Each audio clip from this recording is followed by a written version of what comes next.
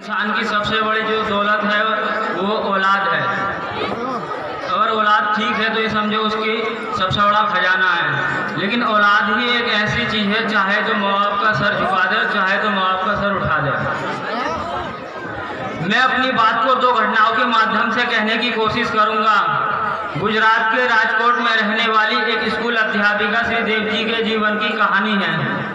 दुनिया की हर माँ की तरह उस माँ ने भी बहुत से सपने देखे, अपने इकलौते बेटे को खूब पढ़ाया लिखाया, अच्छी तालीम दिलाई। बेटा भी सफल हुआ, प्रोफेसर बन गया और डॉक्टर बहू से शादी हो गई। घर में पैसे की कोई कमी नहीं रही। जीवन में सब कुछ ठीक ठाक ही चल रहा था। लेकिन बुरे दिन कुछ यूँ आए कि बूढ़ी माँ को लकवा मार गया, पैरालाइज हो गया, हाथ पैरों ने काम करना बंद कर दिया। जब आप बिस्तर पर पड़ी रहने लगी तो कुछ यूँ हुआ कि बीमारी के दिन बेटे ने बूढ़ी माँ को सहारा देकर खड़ा किया। माँ खुश हो गई कि मेरा बेटा मेरे बुढ़ापे की लाठी बन रहा है। बेटा पकड़कर जीने के सहारे छत पर ले गया। माँ खुश हो गई कि मेरा बेटा मुझे धूप दिखाने ले जा रहा है। छत पर जाने के कुछ देर बाद बेटे ने अपनी माँ को गोद में उठा लिया और 4 मंजिला मकान से नीचे फेंक दिया। बूढ़ी माँ कुछ समझ पाती उससे पहले ही उसकी जिंदगी खत्म हो गई। लोगों को लगा कि माँ छत से गिर गई होगी, लेकिन पुलिस जांच पड़ताल सीसीटीवी की फुटेज से 3 महीने बाद पता चला कि माँ मरी नहीं, प्रोफेसर बेटे ने मारा था।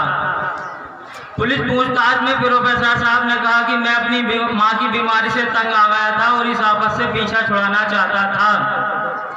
इल्म की तासीर सब गुरूर में बदली, बुनियाद रिश्तों की महज दस्तूर में बदली। बुजुर्गों को फकत आफत समझ बैठी औलाद आदम की। बेखट प्रोफेसर साहब ने 2 महीने की बीमारी से तंग आकर 9 महीने पेट में रखने वाली उस माँ को मार डाला। ऐसा ही कुछ मुंबई की आशा सहानी के साथ हुआ। उनके बेटे ने खूब अच्छी तालीम हासिल की, अमेरिका गया, प्रोफेसर बना और घर लौट कर नहीं आया और उसका जिस्म कंकाल में बदलता रहा। जब 1.5 साल बाद घर लौट कर देखा तो उन दोनों के रिश्तों की तरह एक हड्डियों का खोखला पड़ा मिला। ऐसा ही एक सूरत की चंपा बहन के साथ हुआ, ऐसा ही एक कानपुर के बुजुर्ग के साथ हुआ, ऐसा ही एक इलाहाबाद के कमलेंद्र श्रीवास्तव जी के साथ हुआ। एकाध घटना घटी हुई होती तो माना जाता कि उस मनुष्य की मनोवृत्ति में कुछ फर्क रहा होगा, कुछ बेकार रहा होगा। लेकिन ऐसी घटनाएं सामान्य हो चली हैं, हमें अखबार में पढ़ने को रोज मिलती हैं। लेकिन इनमें सुखद समानता ये है कि ये उन घरों में घटित हो रही हैं जिनके बच्चों ने अच्छी तालीम हासिल की है। आज मुझे जो बोलने के लिए विषय दिया गया था वो ये है कि आज तालीम तो है लेकिन तहजीब कहीं खो गई है। इस बात की पथ पर गवाही मिलती रहती है, लेकिन ये घटनाएं इस बात को प्रसिद्ध कर देती हैं। आज तालीम तो है लेकिन तहजीब कहीं खो गई है, शिक्षा तो है लेकिन संस्कार कहीं खो गए हैं, सभ्यता कहीं खो गई है। अब प्रश्न ये उठता है कि ऐसी घटनाएं हो क्यों रही हैं, तहजीब खो क्यों रही है। दरअसल जिस तरह से हम अपने बच्चों को पालते हैं पढ़ाते हैं, बच्चे डॉक्टर प्रोफेसर इंजीनियर तो बन जाते हैं पर इंसान नहीं बन पाते।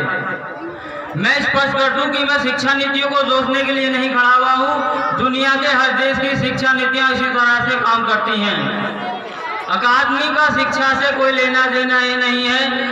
संस्कार सिखाने का काम समाज करता है, परिवार करता है, माँ बाप करते हैं।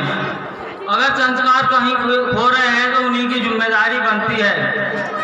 बच्चा संस्कार कहाँ से सीखता है, इस घर से ही तो सीखता है। पहली बात तो यह है कि बच्चे को घर में रखा ही नहीं जाता, रखा भी जाता है तो पहले उस घर और स्कूल में कोई फर्क नहीं रखा जाता।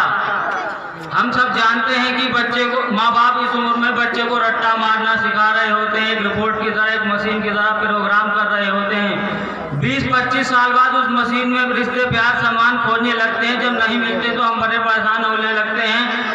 तारे जमीन पर उस फिल्म का दृश्य याद कीजिए जब माँ बाप बच्चे को बोर्डिंग स्कूल में छोड़कर रवाना हो रहे हैं। बच्चा पल्लू पकड़कर रोता है कि इस भीड़ में मुझे अकेला ना छोड़िए कि मैं घर लौट कर भी ना पाऊँ। क्या इतना बुरा हूँ मेरी माँ, क्या इतना बुरा हूँ मेरी माँ। जब बाद में बच्चे संवेदनशील होने लगते हैं तो माँ बाप बड़े परेशान होने लगते हैं। मैं ऐसे अनेक लोगों को जानता हूँ जिनको उनके माँ बापों ने 7-8 साल की उम्र में ही उन्हें घर से दूर अच्छी तालीम हासिल करने के लिए भेज दिया। हालांकि वो अच्छा करियर बना लेंगे, अच्छा भविष्य बना लेंगे, लेकिन मैं एक चीज़ कई बार महसूस करता हूँ कि उनका रिश्ता अपने माँ बाप से इतना समान नहीं हो पाया जितना कि होना चाहिए। यदि उनमें से कोई बच्चा अपने माँ बाप को घर से बाहर निकाल दे, किसी आश्रम में कहीं छोड़ाए, तो मुझे कोई दरष्ट नहीं होगा। करता तो अब क्या क्यों करके क्यों पछताए। बोया था पेड़ बबूल का तो आम कहाँ से खाए। जब बोया ही नहीं प्याज, जब बोया ही नहीं सामान, तो उससे मिलने की उम्मीद क्यों रखता है। खैर मैंने काफी समय दे दिया, बस अंत में यही कहना चाहता हूँ कि श्री देव जी को छत से फेंके जाने के बाद कुछ सोच पाए या नहीं, मुझे कुछ मालूम नहीं। बस मैं तो यही कहना चाहता हूँ, आपके साथ अगर ऐसा तो आप भी सोचते रह जाएंगे कि काश अच्छी तालीम के साथ अच्छी तहजीब दी होती, अच्छी शिक्षा दी होती। अगर आप ऐसा नहीं मानना चाहते तो अपने बच्चों को और आने वाली नस्लों को अच्छी तालीम के साथ अच्छी तहजीब दें, अच्छी शिक्षा के साथ अच्छे संस्कार दें। हेलो, मैं आपको एक चीज और बता दूं कि सच बोलने के लिए नंबर की जरूरत नहीं होती और ना ही